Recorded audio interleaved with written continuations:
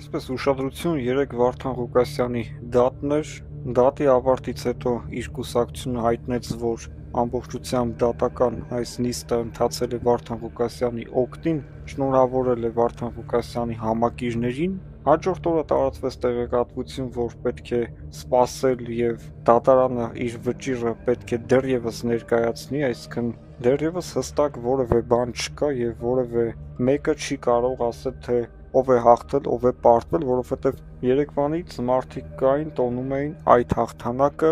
իսկ այսօր ասում են, որ դեռևս բան չի որոշվել։ Մենք ասել ենք ու ասում ենք, որ թող հաղթի արդարադատությունը, թող Աստծո կամոք ամեն ինչ տեղի ունենա եւ եթե մեղավոր է, ապա պետք է պատժվի, եթե անմեղ է, ապա պետք է ազատ արձակվի, դա Հայաստանի դատական համակարգը չէ, դա Ամերիկայի դատական համակարգն է, մի կողմից կարելի ասել նաև անկողմնակալ դատական համակարգ է եւ այդ անկողմնակալ դատարանը կարող է ճիշտ վճիռներ կայացնել, թե այդ վճիռը ինչպիսին կլինի, ոչ մեկ չի կարող դրանից հետո քննարկել այդ վճիռը։ Մենք պետք է ասենք, դե դատարանը որոշեց։ Ուրեմն այսպես է, իսկ Հայաստանում այդպես չի։ Դատարանի որոշումներից հետո խոսակցություններ, թե դատավորը կաշառք էր վերցրել, խոսակցություններ, որ դատավորը վախեցավ։ Հայաստանում 7 տարի ընթանում են դատական գործեր, այդ որ ասում են հեղափոխությունից հետո մեկը չնստեց, այո, մեկը չնստեց։ Ով պետքա նստել, ինքը չի նստել։ Այն ամենագլխավորները, որոնք պետքա առաջին իսկ օրվանից հայտնվեին բանտերում, ինչպես ասում են, կուլակաթափություն պետքա տեղի ունենար Հայաստանի Հանրապետությունում, դա տեղի չունեցավ։ Ամիսների հետո տարիների ընթացքում այդ հարուստները, որոնք հարստացել են հիմնականում ժողովրդից թալանված փողերով, սկսեցին ժամանակ օգտագործել եւ այդ փողերը ուրիշ տեղերում տեղավորել, հիմնականում արագ կերպով դուրս հանեցին Հայաստանի Հանրապետությունից տարբեր միջոցներով։ Մենք ունենք տեղեկատվություններ նաև թե ովքեր են դղյակներ գնում Դուբայում, Իսպանիայում, Միացյալ Նահանգներում, այսինքն որտեղ հասցնում է զարգացող պետություններում շարունակաբար անշարժ գույք են ձեռք բերում միլիոնները դուրս հանելով Հայաստանի Հանրապետությունից, առավել դժվարություններ ստեղծելով իրավապահ համակարգի համար հետագայում այդ գույքը պետականացնելու հարցի շուրջ։ Սա էլ հայկական դատական համակարգի մասին, այդ բռնել բաց թողնելու եւ այլն Սերժ Սարգսյանին արդարացնելու։ Մենք հույս ունենք, որ կփոխվի Հայաստանում դատական համակարգը եւ այսօր մենք պետքա նաեւ օրինակ վերցնենք Միացյալ Նահանգների եւ տարբեր զարգացած պետությունների դատական համակարգից ու հասկանանք, թե այս մարդիկ ոնց են աշխատում, նման գործելավոճը ներդնենք Հայաստանի Հանրապետությունից։ Հայաստանը, որովհետև մինչև հիմա շարունակում է հետխորհրդային գործելավոճով պետական համակարգերից, դատական համակարգերից եւ առհասարակ բիզնես ոլորտից սկսած ու վերջացրած։ Մենք ուզում ենք գնալ Եվրոպա, բայց մեր որևէ գործելավոճ եվրոպական չէ։ Եվրոպայում դատավորները 99%-ով չեն կաշառվում, Եվրոպայում տիրում է օրինականություն, մարդը գիտի, որ ապրում է օրենքի երկրում եւ կարող է իր իրավունքները միջև վերջ առաջ տանել։ Հայաստանի քաղաքացին իր իրավունքը 7 տարի առաջ չի տարել, ինչ ենք ասում 7 տարի, որովհետեւ 7 տարի է, որ Հայաստանը ապրում է ազատ, անկախ քաղաքացու նման, այսինքն մարդիկ դուրս են եկել ստրկացումից, բայց այդ 7 տարի, որ դուրս են եկել, 7 տարի իրանք արդարադատություն այդպես էլ չտեսան, իրանց իրավունքն էր, որ պահանջեն արդարադատություն, երկրից թալանվածի վերադարձ, բայց մենք մանր-մունր բաներ ենք վերադարձնում պետությանը, որ այդպես պետքա չլիներ։ Իհարկե մանր-մունր հետո որ գումարվում են, դառնում են ահռելի մեծ թվեր, բայց կային մարդիկ, որոնք պետք է հայտնվեին բանտերում ու չեն հայտնվել։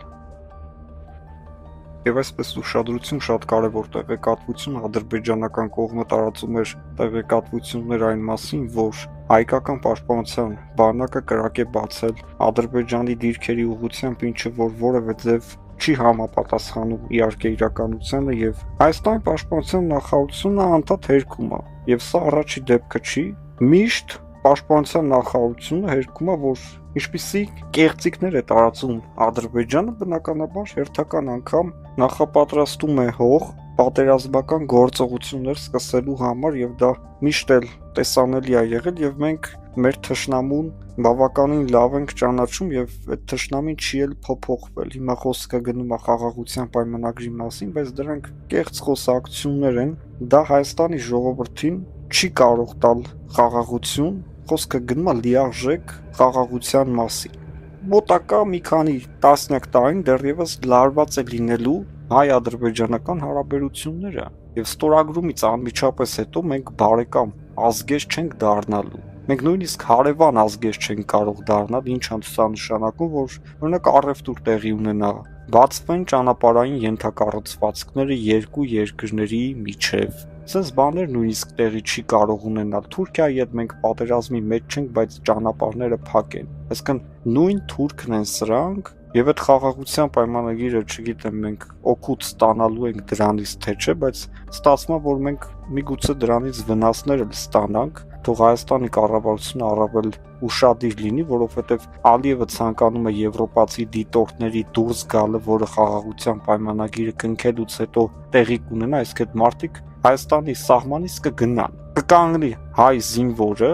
Հայաստանի կամ սահմանապահը, ազգային անվտանգության ծառայության զորքերը եւ Ադրբեջանի զինվորը, մեկը մյուսի դեմ։ Այնտեղ չեն լինի դիտորդները, որ հանկարծ կրակոց լինի, գնան, արձանագրեն, նկարեն եւ համապատասխան եվրոպական մարմիններին ուղարկեն այդ խախտումները, որ Եվրոպան էլ համապատասխան որոշումներ կայացնի։ Ադրբեջանի կողմից այս կեղծ հայտարարությունները, որոնք վերաբերվում են սահմանին, ամբողջությամբ ցույց է տալիս, թե ինչ է տեղի ունենալու եվրոպացի դիտորդների հեռանալուց հետո։ Մեղքը գցելով Հայաստանի վրա, որ հայկական կողմը կրակեց։ Սահմանին չկան եվրոպացիներ, ուրիշ ազգի ներկայացուցիչներ, մենք ենք ու ադրբեջանցիները, Ադրբեջանը ստում է, մեզ մեղադրում է կրակելու մեջ, ոչ մեկ հակառակը չի կարողանում ստանալ, որ մենք չենք կրակել, հայերը չեն կրակել, ոչ մեկ չգիտեն, որ հայերը չեն կրակել, Ադրբեջանը բայց պնդում է։ Եվ Ադրբեջանը ասում է, ես կրակեցի, որտեվ իմ վրա կրակել են, եւ այս հակամարտությունը, որ սկսեց սահմանին, մեղավոր են հայերը, որովհետեւ